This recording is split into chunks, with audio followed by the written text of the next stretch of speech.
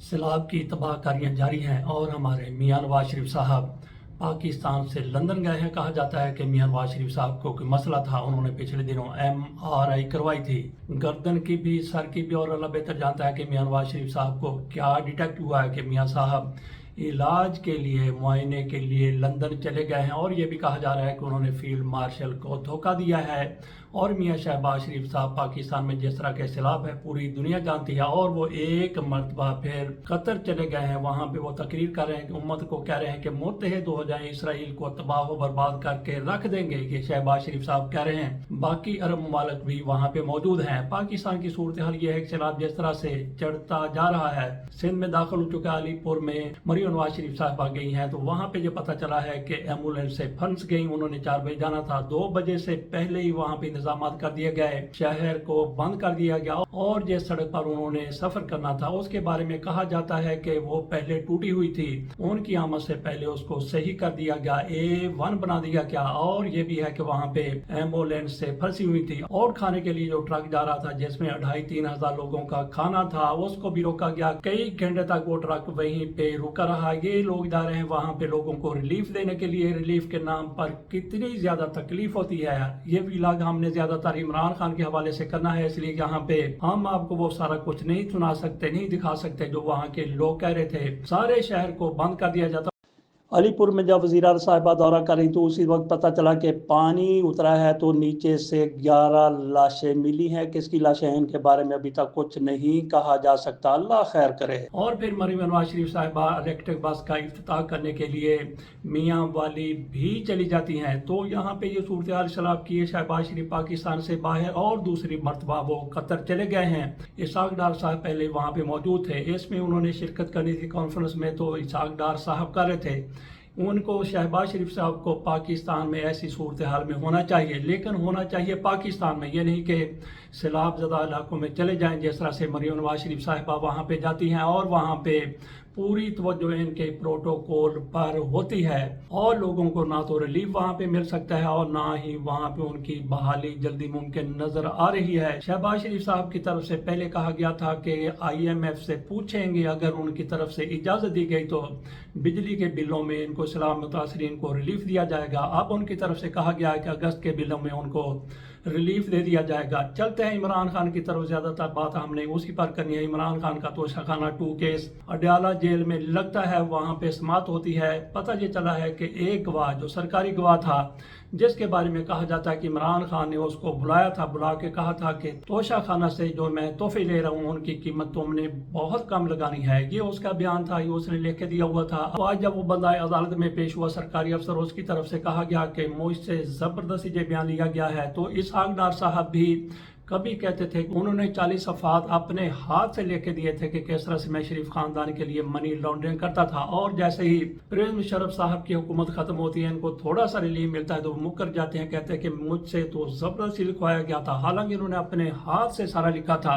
اور یہ گواہ جو توشہ خانہ والا ہے وہ کہتا ہے کہ مجھ سے زبردستی یہ بیان لیا گیا، لکھ کے مجھے دیا گیا، مجھے سائن کرنے کے لیے، میں نے سائن کر دی، اور وہ سارا غلط تھا۔ تو دیکھتے ہیں کہ بیان لینے والوں کے خلاف کوئی کارروائی ہوتی ہے یا نہیں ہوتی۔ جیسا کہا کہ عمران خان کے حوالے سے ہم نے یہ ویلا کرنا، اور زیادہ حصہ اسی پر ہوگا۔ عمران خان کا جیل سے بیان جو آیا ہے ٹویٹر پر، جو لکھا گیا ہے، جو بتایا گیا ہے، اس میں عمران خان ایک مرتبہ پھر ان کو چیلنج کر رہے ہیں، وہ کہتے ہیں کہ میرے ساتھ ظلم ہو رہا ہے، زیادتی، اور انہوں نے اپنی حکومت کو پھر کہا، خیبر پختونخوا کی حکومت کو، کہ ملٹری آپریشن نہ کیا جائے، اور اس کے ساتھ ساتھ انہوں نے لیاقت علی چٹھا کو پھر شاباش دی۔ علی مین گنڈا پور بھی اڈیالہ جیل کے باہر پہنچ گیا، ان کی طرف سے للکار بھی دی گئی ہے، پکار بھی دی گئی ہے، اور وہ فیلڈ مارشل صاحب کو صدا بھی دے رہے ہیں، بلکہ اپیل کر رہے ہیں ہاتھ جوڑ کر کے عمران خان کو انصاف دیا جائے۔ علی مین گنڈا پور کی طرف سے کیا کہا گیا، آخر میں کوشش کریں گے کہ 2-3 منٹ کی ان کی تقریر، جارحانہ تقریر، وہ آپ کے سامنے رکھ دی جائے۔ کچھ لوگ کہتے ہیں کہ وہ کمپرومائز ہو چکے ہیں،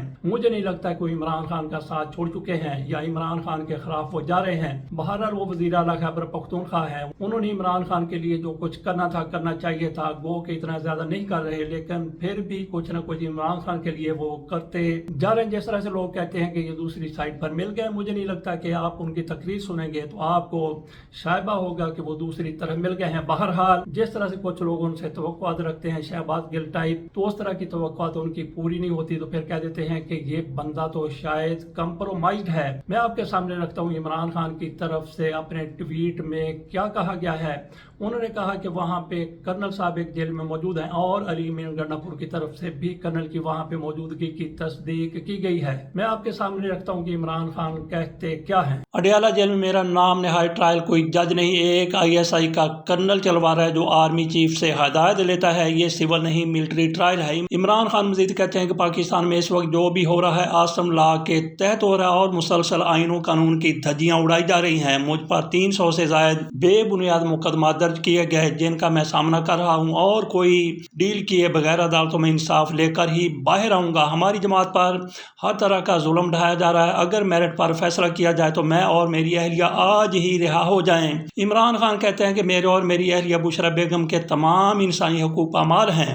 ہمیں عام قیدی والی سہولیات سے بھی محروم رکھا گیا ہے. میری کتابیں تک روک لی جاتی ہیں. 8 ماہ میں صرف ایک بار میری بچوں سے بات کروائی گئی ہے. ججوں کی میرے مقدمات میں کوئی حیثیت نہیں, نہ میرے مقدمات کا ٹرائل جج آزادانہ طور پر کر سکتے ہیں بلکہ ایک کرنل جو کہتا ہے وہی فیصلہ کرتے ہیں. وہ کرنل عاصم منیر کے احکامات پر چلتا ہے. میں اپنی تمام پارٹی کو کہتا ہوں کہ آپ سب متحد رہیں, ظلم کا نظام زیادہ دیر قائم نہیں رہے گا.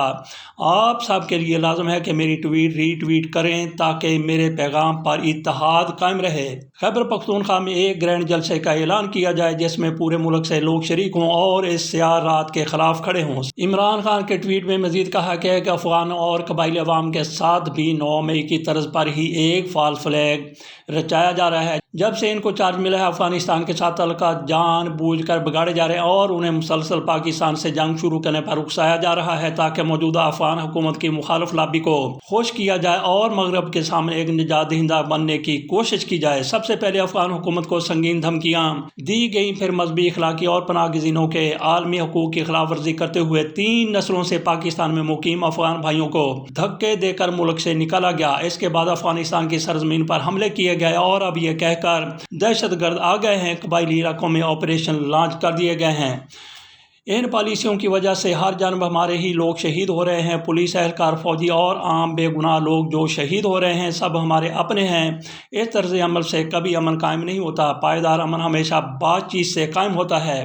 اب افغانستان اور قبائلی علاقوں میں امن کے قیام کے لیے 3 فریقوں کو ساتھ لے کر چلنا ناگزیر ہو گیا ہے. سب سے پہلے پاکستان کے قبائلی علاقوں کے عوام, دوسری افغان حکومت اور تیسری افغانستان کے عوام.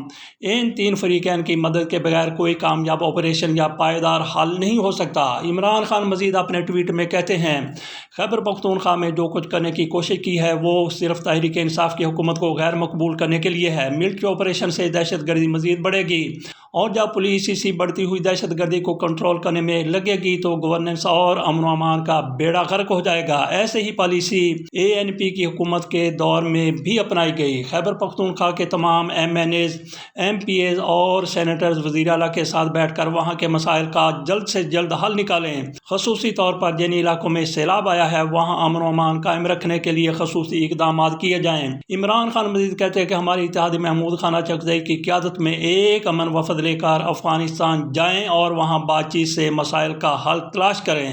عمران خان تک کامن ویلتھ کی رپورٹ بھی پہنچ گئی ہے جس میں الیکشن کے بارے میں کہا گیا ہے. عمران خان اس حوالے سے کہتے ہیں کہ کامن ویلتھ کی 8 فروری کے الیکشن پر جو رپورٹ لیک ہوئی ہے اس نے بھی انتخابی دھاندلی کا پول کھول دیا ہے کہ کیسے بے شرمی اور ڈھٹائی سے ہمارا مینڈیٹ چوری کیا گیا.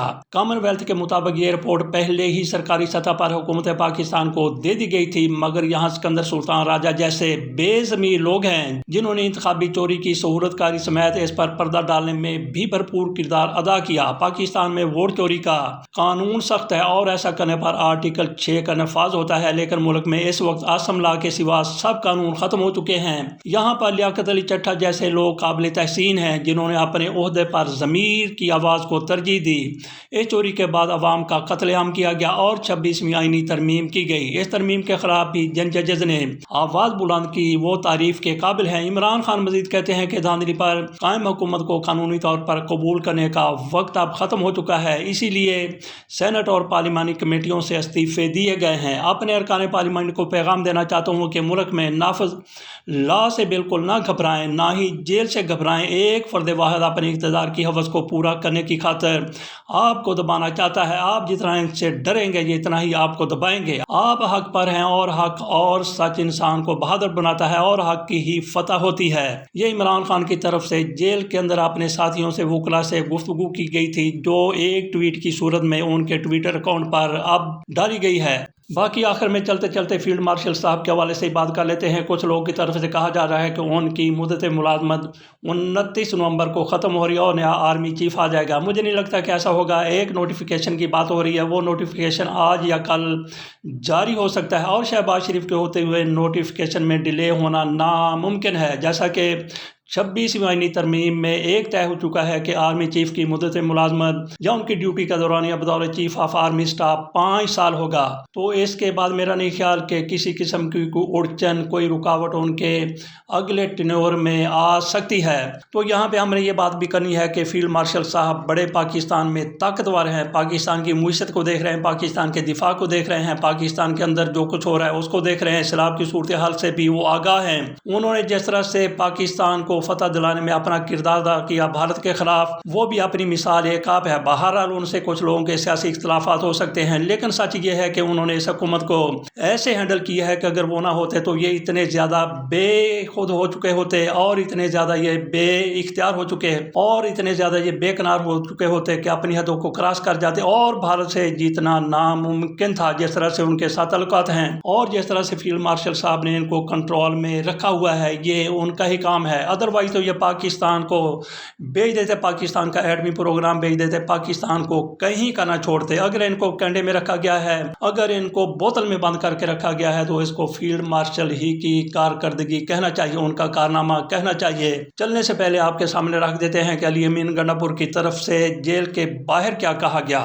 جب کیس چلیں گے تو کچھ ہے ہی نہیں، تو پھر ضمانت بڑی کلیئر ہو گئی ہے کہ یہ جو جتنے کیسز ہیں خان صاحب پہ یا بشرا بی بی پہ، ہماری پارٹی پہ، یہ سارے بیس لیس ہیں۔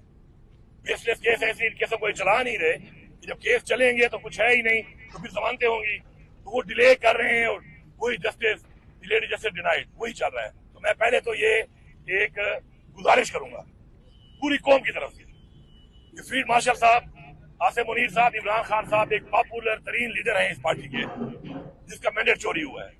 پوری قوم ان کے ساتھ ہے، وہ بار بار ایک بات کر رہے ہیں اور پوری قوم آپ کی طرف دیکھ رہی ہے۔ آپ کلیئرٹی کریں اس بات کے اوپر کہ ججز سے پریشر کس کا ہے؟ یہ جج جو کیس نہیں لگا رہے، نہیں سن رہے، یہ آپ کلیئرٹی کر دیں کہ آپ ہیں، آپ نہیں ہیں، فیڈرل گورنمنٹ ہے، شہباز شریف ہے، پنجاب میں پنجاب گورنمنٹ ہے، تاکہ کلیئرٹی آ جائے قوم کو۔ آپ کے لیے ضروری ہے، آپ ایک سٹنگ فیلڈ مارشل ہیں، آپ کے اوپر بار بار سوال آ رہا ہے، آپ کے نام کے ساتھ آ رہا ہے، تو آپ کی مہربانی ہوگی کہ آپ اس کے اوپر قوم کو اعتماد دیں اور اپنا ایک بیان ISPR کے تھرو دیتے ہیں یا خود دیتے ہیں، اب یہ ضروری ہے کہ آپ کو دینا پڑے گا۔ دوسری بات کہ جو ملاقات نہیں چھوڑی جا رہی، دیکھیں عمران خان ایک پولیٹیکل سب سے بڑی پارٹی کا لیڈر ہے، پولیٹیکل لوگوں کی ملاقات بند کی ہوئی ہے۔ وجہ یہ ہے کہ یہ ایک سازش کر رہے ہیں اور یہ سازش بھی بے نقاب کرنا ضروری ہے کہ یہ کس کے ہاتھ میں ہیں ملاقاتیں۔ یہ ملاقاتیں مریم نواز کہتی ہے میرے ہاتھ میں تو نہیں ہے، وہ تو بے بس ہے، وہ تو جو میں سرکاری طور پہ ہوم ٹو ہوم بات کروں تو وہ تو فون اٹھانا ہی چھوڑ دیتے ہیں، جس سے ثابت ہوتا ہے کہ سرکار تو رہ گئی پیچھے رہ گئی ہماری ISI، کیونکہ ISI کے کرنل صاحب یہاں موجود ہیں اڈیالہ جیل کے اندر ہر وقت، تو کیوں موجود ہیں؟ پہلے تو کلیئر کرو بھائی آپ کیا کر رہے ہو ادھر، آپ کا کیا کام ہے ادھر جیل کے اندر، ISI کا کیا کام ہے ادھر؟ تو بات یہ ہے کہ ملاقات نہ چھوڑنے کے میں قوم کو پیغام دے رہا ہوں، ملاقات نہ چھوڑنے کی وجہ اتنی ایک سازش ہے۔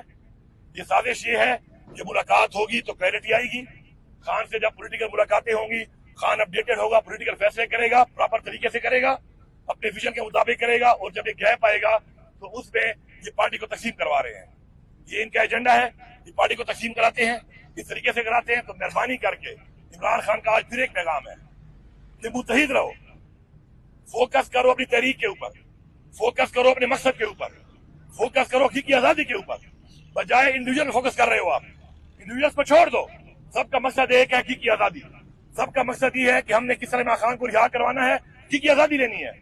उस पे जो जितना किरदार अदा कर सकता है वो करे। अब खान साहब का हुक्म है जलसे का, आप ये जलसे पे फोकस करो। ये जलसा अब कैसा होना चाहिए? अगर आप चाहते हैं, क्योंकि आप याद रखें कानून मुल्क पे नहीं है, आइन मुल्क पे नहीं है, अब ताकत दिखा के आपने फैसले लेने हैं। ताकत कैसे दिखाएंगे आप? जब आप निकलेंगे, आपने निकलना है, हर शख्स ने निकलना है, पिशावर आना है, पूरा केपी निकले और ये सोच के निकले कि ये जलसा पूरी दुनिया को और इन पाकिस्तान के इन गासिबों को जिन्होंने कब्जा किया हुआ, इनको एक पैगाम देगा कौम कहां खड़ी है। तो ये जलसा कामयाब करना, ये हमें इसके साथ साथ उस जलसे तक खान साहब की और अहकामात भी आ जाएंगे। अब मैंने ये बात कर दी है तो इसके बाद तो मेरी मुलाकात बिल्कुल ही नहीं होगी, लेकिन फिक्र ना करें, कहीं ना कहीं से आ जाते हैं अहकामात, बिल्कुल ही नहीं छोड़ेंगे आप। अली अमीन गंडापुर की तरफ से जो कुछ कहा गया वो आपके सामने रख दिया, तो क्या ऐसा बंदा आपको कंप्रोमाइज हुआ हुआ नजर आता है? अली अमीन गंडापुर हमारी असेसमेंट के मुताबिक इमरान खान के साथ खड़े थे, खड़े हैं और आइंदा भी खड़े होते हुए नजर आ रहे हैं। बहरहाल वो खैबर पख्तूनख्वा के वज़ीर आला, उन्होंने कई मामलात को देखना होता है, हो सकता है कहीं ना कहीं वो उनकी बात भी मान लेते हों जो तहरीक इंसाफ के लोगों को, जज्बाती लोगों को बुरी लगती है। इसके साथ इजाजत दीजिए, अल्लाह हाफिज।